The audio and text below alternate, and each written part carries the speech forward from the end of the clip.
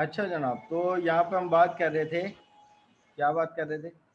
वो ये बात कर रहे थे कि साइज ऑफ ऑपरेटर, स्टैक की बात कर रहे थे। स्टैक मेमोरी अभी आने वाली है बस। Size of operator return the value that is equivalent to multiplying the length of by type. The following example in array is this. तो हमने size of operator को यूज करते हुए साइज हमने निकाल लिया था। अब यहाँ पर इन्होंने भी एक एरे दिया हुआ है 32 डुप्लीकेट ऑपरेटर। अब यहाँ पर इसका साइज ऑफ की वैल्यू क्या होनी चाहिए? तो सबसे पहले आपको यहाँ पे ये देखना है कि एरे की कितने बाइट का एरे है। सही है ना? इसकी टाइप क्या है? वर्ड। वर्ड होता है डबल बाइट। तो 2 multiply by 32 which is equal to 64, right. अब नेगेटिव इंस्ट्रक्शन है हमारे पास। नेगेटिव इंस्ट्रक्शन क्या कहती है कि भाई negative instruction change the sign of value. अब अगर हम यहाँ पर बात करते हैं कि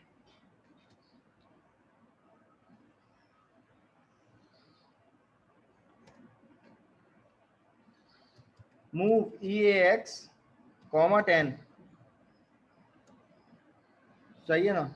और एक इंस्ट्रक्शन लिखते हैं negative EAX call right integer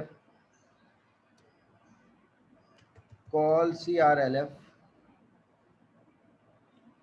तो यहाँ पर इसको पहले बिल्ड कर लेते हैं कि हमने एक्सप्रेशन गलत तो नहीं लिखी। बिल्कुल सही है। अब यहाँ पे देखिए कि EAX के अंदर पॉजिटिव वैल्यू है, तो हमारे पास आउटपुट क्या आता है? नेगेटिव। तो नेगेटिव इंस्ट्रक्शन के बारे में यही पढ़ा था ना कि negative instruction is change the sign of value.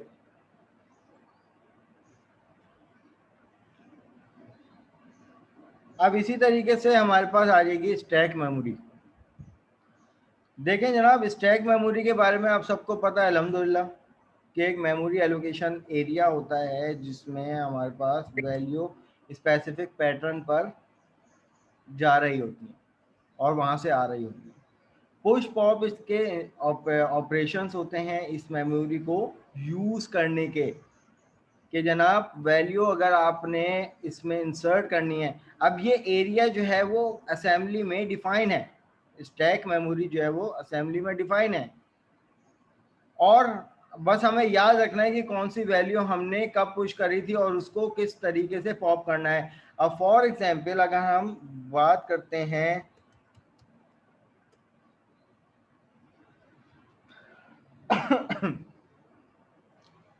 अब ये एक हमारे पास स्टैक मेमोरी है फॉर सपोज,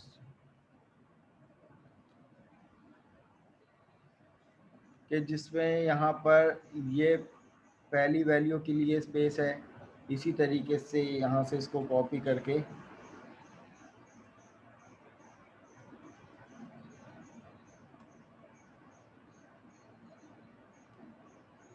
दूसरी स्पेस आ गई, यहाँ पर तीसरी स्पेस आ गई। ठीक है।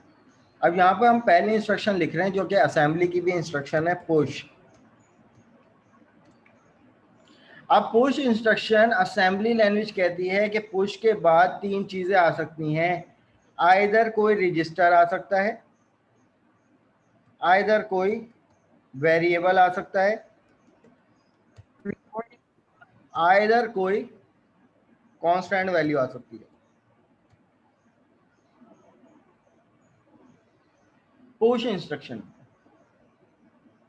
अगर हम यहाँ पर नेक्स्ट लाइन में बात करें तो हमने पहली वैल्यू पुश करी, पुश EAX, और फॉर एग्जांपल EAX में वैल्यू थी 10। अगर इससे पहली वाली इंस्ट्रक्शन पे हम जाएं तो मूव EAX, 10, हमने कह दिया EAX को पुश कर दो। तो अब मुझे बताइएगा कि वो जो EAX की 10 वैल्यू है वो यहाँ पर पुश होगी या यहाँ पर पुश होगी? नीचे लास्ट में। बिल्कुल लास्ट में। नहीं जी शर्मा साहब, गलत कह रहे हो। सर, स्टैक में यही तो होता है, देखो फर्स्ट इनपुट देखो, लास्ट में अब आता है ना। 10 यहाँ पर चली गया, 10 चले गया यहाँ पर।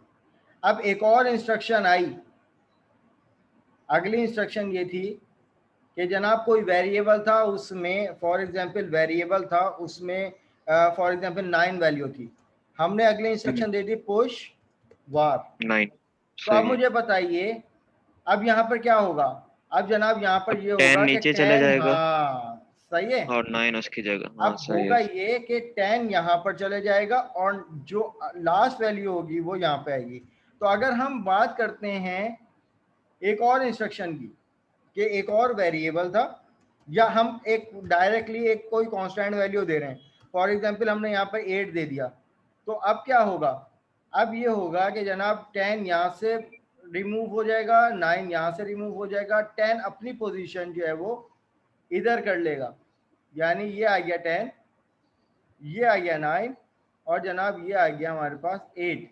अब प्लस आप लोगों को कोड करते वक्त जहन में एक यही बात रखनी है कि जनाब कौन सी वैल्यू हमने पहले पुश की थी, और पॉप करते वक्त हमें स्पेसिफिक वैल्यू चाहिए।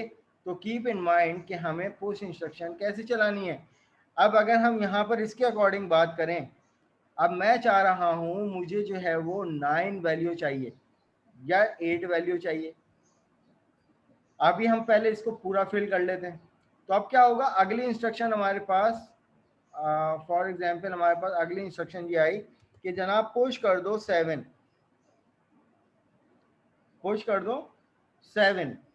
तो अब क्या होगा कि इसमें वैल्यू ऐसे फिल होगी कि यहाँ से 10 रिमूव हो जाएगा, यहाँ से 9 रिमूव हो जाएगा, यहाँ से 8 रिमूव हो जाएगा और सारे एलिमेंट अपनी अपनी एक पोजीशन जो है वो सेट कर लेंगे। तो ये स्टैक मेमोरी हमारी इस तरीके से फुल हो गई। अब लीफो का पैटर्न क्या है, लास्ट इन फर्स्ट आउट। तो अब मुझे बताइए लास्ट इन क्या होगा। अगर मैं अगली इंस्ट्रक्शन लिखता हूं पॉप कर दो, पॉप की वैल्यू, तो मुझे बताइए, और मैं कह रहा हूं कि भाई पॉप कर दो ECX में, तो अब ये ECX कहां से आ गया। अब हरगिज ये मत समझिएगा कि जनाब ये हम ECX की वैल्यू को पॉप करवाए, नहीं। अब स्टैक में जो लास्ट वैल्यू होगी ना वो उठ के ECX में आ जाएगी। 7 आ जाएगी। तो लीफो किस तरीके से चलता है, जो लास्ट वैल्यू अक्सर स्टूडेंट इसको समझ रहे होते हैं, नहीं, लास्ट वैल्यू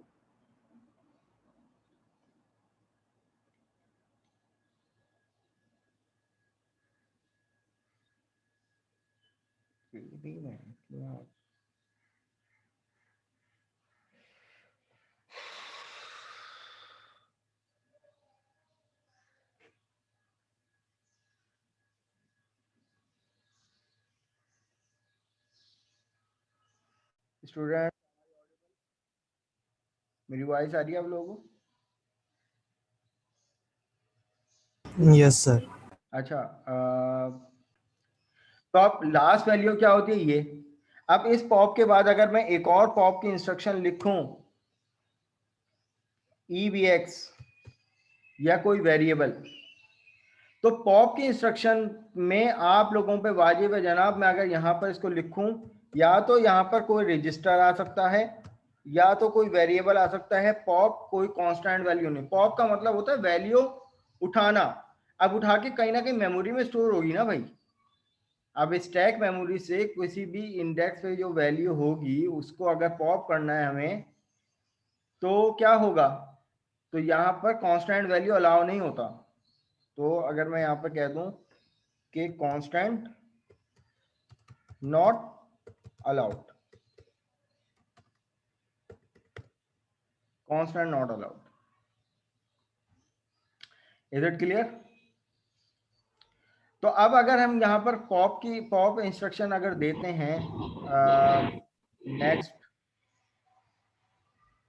कि भाई पॉप EBX, तो भाई ये वाली वैल्यू आएगी। उसके बाद अगर हम नेक्स्ट कोई पॉप इंस्ट्रक्शन देते हैं लाइक पॉप ECX, तो अब ये वाली वैल्यू जो है वो मूव हो गई, ये वाली वैल्यू इधर आ जाएगी, ये वाली वैल्यू इधर आ जाएगी और 10 वैल्यू इधर आ जाएगी। अब लास्ट वैल्यू कौन सी बचेगी, जब ये 7 वैल्यू यहाँ से रिमूव हो गई, पॉप हो गई ECX, तो अब मुझे बताइए 0 इंडेक्स पे ये वाली वैल्यू आ जाएगी, 1 इंडेक्स इसका ये हो जाएगा और 2 इंडेक्स इसका ये हो जाएगा।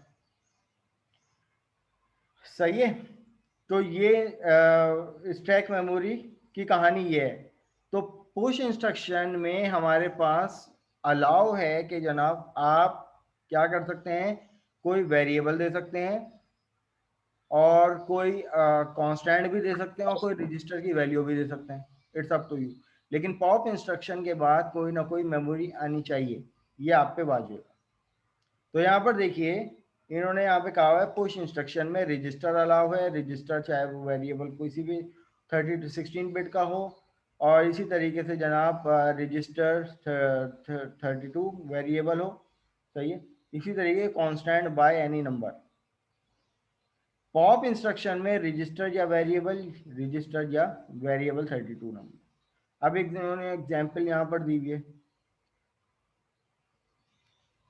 कि अब यहाँ पर 5 किस्म के वेरिएबल, यानी 4 वो वेरिएबल हैं जिसमें वैल्यू असाइन कर दी, और 5वां एक वेरिएबल है जिसमें अनइनिशियलाइज वैल्यू है। अब यहाँ पर इन्होंने क्या किया कि जनाब पुश var1। तो अब मुझे बताइए कि स्टैक के 0 इंडेक्स पे अगर हम इस इंस्ट्रक्शन पर हैं तो स्टैक के 0 इंडेक्स पे कौन सी वैल्यू मूव करेगी, 100। फिर उन्होंने दोबारा पुश की इंस्ट्रक्शन लिखी var2। तो जनाब यहाँ पर हमारे पास 200 पुश हो गया। var3 var4 4 पुश की इंस्ट्रक्शन लिखी तो जनाब ये चारों वैल्यू क्या हो गई, पुश हो गई स्टैक के अंदर। अब मुझे बताइए लास्ट वैल्यू कौन सी हुई इस इंस्ट्रक्शन पे आकर, लास्ट वैल्यू कौन सी हुई। अब इन्होंने एक और इंस्ट्रक्शन लिख दी भाई, ये देख लो 500 की कांस्टेंट वैल्यू EAX में पास करवाई और EAX की वैल्यू को भी पुश कर दिया। अब मुझे बताइए लास्ट वैल्यू कौन सी है स्टैक में, लास्ट सर इन 500। 500 500 लास्ट मीन्स नीचे नीचे या ऊपर? लास्ट मतलब कि लास्ट इन फर्स्ट आउट ना। तो लास्ट वैल्यू वो होती है जो कि पहले हम इंसर्ट करते हैं। नहीं नहीं नहीं तो नहीं, var1 होगी ना। लास्ट से मुराद शर्मा साहब आखिरी वैल्यू कौन सी आई है अब तक। अच्छा, आप मतलब वो बोल रहे हैं, जी जी उस सेंस उल्टा में बोल रहे लास्ट इन फर्स्ट आउट करेंगे ना। अब हम जब पॉप की इंस्ट्रक्शन होगी तो जो लास्ट वैल्यू इन हुई होगी वही तो सबसे पहले पॉप होगी। हैं। टॉप बोलते हैं, इजी होगा। चलो टॉप कर लो, जैसा इजी हो हाँ। तुम लोग समझ लो। ठीक है भाई। तो अब यहाँ पर इन्होंने 5 पुश इंस्ट्रक्शन के बाद पहली पॉप इंस्ट्रक्शन दी।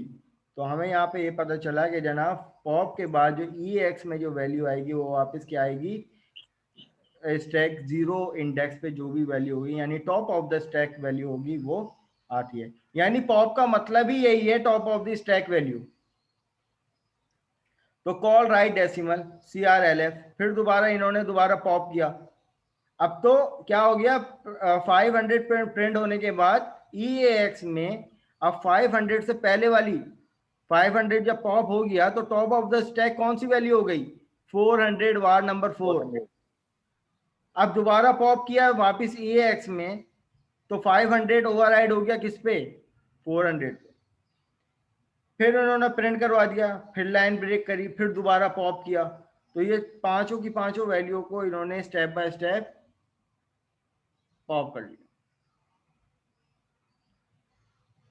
सही है। तो ये हमारे पास है पुश और पॉप की कहानी, ये स्टैक हमारे पास चल रही होती है। अभी आज हमारे पास जो है इसकी पूरी एक एग्जाम्पल है कि एरे में से हम एक एरे असाइन करेंगे, यानी बनाएंगे एक एरे, उसमें वैल्यू भी खुद ही असाइन कर देंगे। फिर यूज़र से एक इनपुट लेंगे और मैच करवाएंगे कि जनाब वो इनपुट जो है वो एरे के अंदर वो नंबर जो है वो एग्जिस्ट करता है या नहीं करता। तो उसमें हमारे पास 2 कंडीशन होंगी, एक को हम स्टैक से यूज करेंगे और स्टैक का उसका ऑल्टरनेटिव भी मैं आप लोगों को बताऊंगा। ठीक है। तो अभी यहाँ पर हम लोग इतना रखते हैं, तुम लोग कर लो ब्रेक, और बाकी क्लास की अपडेट मैं आप लोगों को अभी थोड़ी देर बाद करता हूँ। क्या करता हूँ क्लास सर वो फिजिकल क्लास भी है ना।